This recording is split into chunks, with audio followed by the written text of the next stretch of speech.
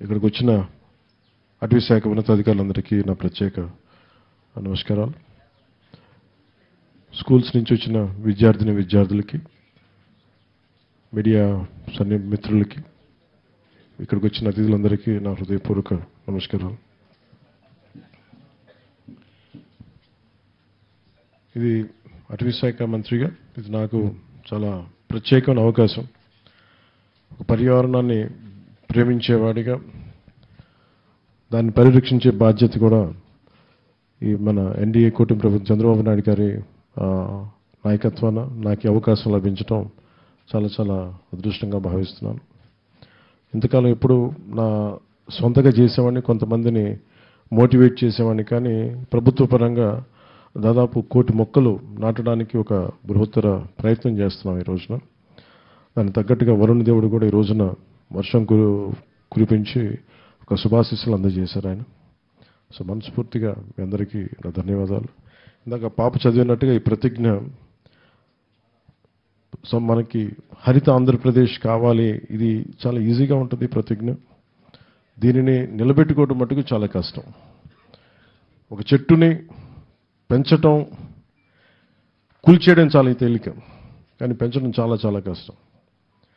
ఇక్కడ విద్యార్థులందరికీ కూడా మీ అందరికీ చాలా నేను చిన్నప్పుడు ఇప్పుడు చదువుకున్న పాఠాన్ని నాకు చాలా ప్రేరణ అది. అంటే ఈరోజు మనం ఒక చిన్న ప్రతిజ్ఞ కదా దీని గురించి అని అనిపించచ్చేమో, కానీ పర్యావరణ ప్రేమికుడిగా ప్రకృతి రక్షించుకోవాలి అనుకునే ఒక ఆలోచన ఎప్పుడు చిన్నప్పుడు స్కూల్లో ఒక చిన్న పాట ఉండేది, 3 కాళ్ళ ముదస్సులి అని.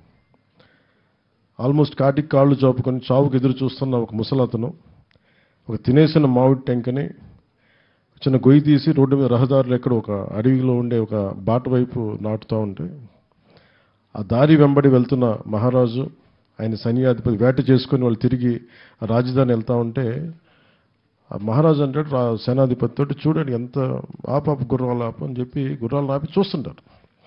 ఆ తినేసిన మామిడి టెంకని అతను పక్కన నాటుతూ ఉంటాడు.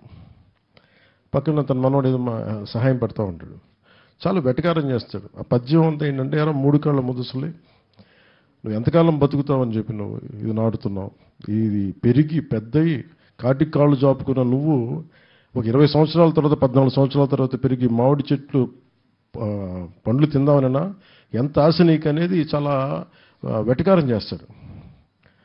అతను నవ్వుతా అంటే తల ఉంచుకొని చాలా వినమ్రత ఒకటే మాట మాట్లాడతాడు, నా కోసం కాదు నా మనవడి తరం కోసం నాటుతున్నాను.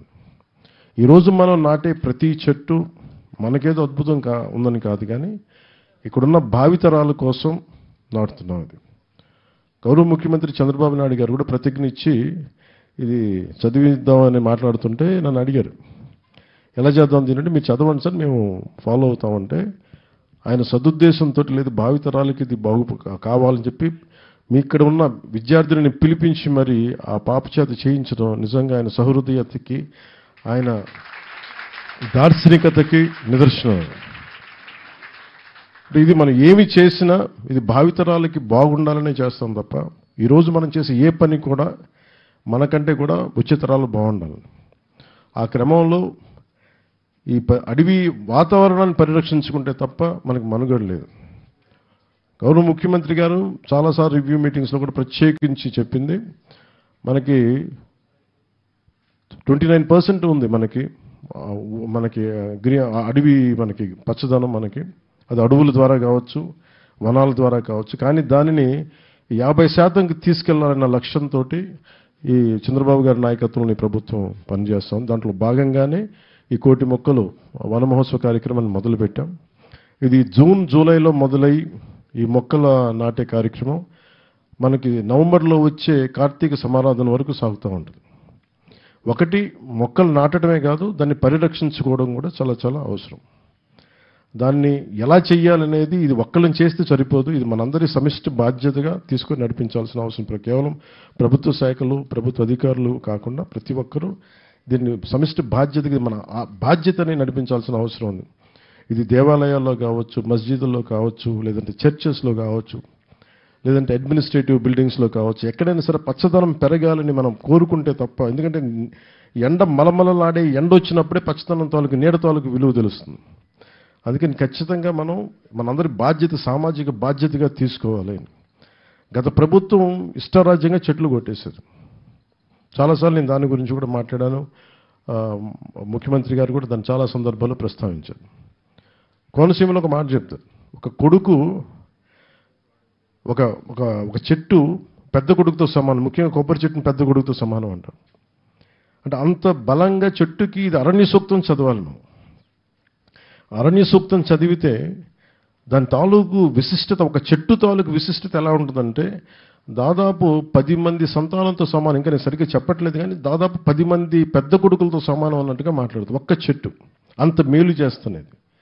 అలాంటి చెట్టుని పరిరక్షించుకోవాల్సిన మన బాధ్యత. దానికి రకరకాల విధి విధానాలు ఉన్నాయి. వర్షాకాలంలో మనం జూన్ జూలైలో ప్రారంభించడం, నవంబర్ దాకా వెళ్ళటం.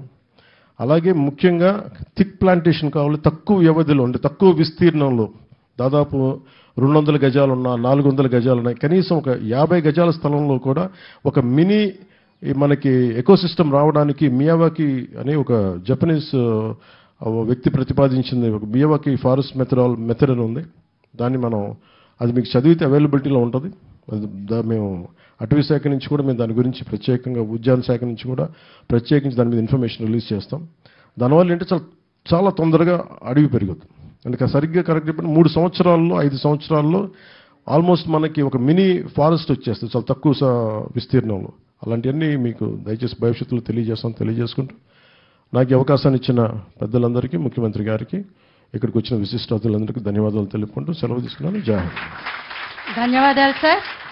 మీ కర్తృత్వం, మిత్రత్వం, నేతృత్వం, ధాతృత్వం, భాతృత్వంతో ఈ వన మహోత్సవం మీరు అడవి మినిస్టర్గా ఉన్నారు కాబట్టి ముందుకెళ్లాలని కోరుకుంటూ, ఇప్పుడు మన ముందు విజన్, పోలవర ప్రదాత, అమరావతి నిర్మాత, నవ్యాంధ్ర, దివ్యాంధ్ర, భవ్యాంధ్ర, స్వచ్ఛ సంతోష హరిత ఆంధ్రప్రదేశ్గా కావాలి అనే ఆశతోటి నిరంతర శ్రామికులు, బడుగుల లీడర్, బలహీనల పీడర్, తాడితుల ఫాదర్, పీడితుల వెల్ విషర్ వారు శ్రీ నారా చంద్రబాబు నాయుడు గారు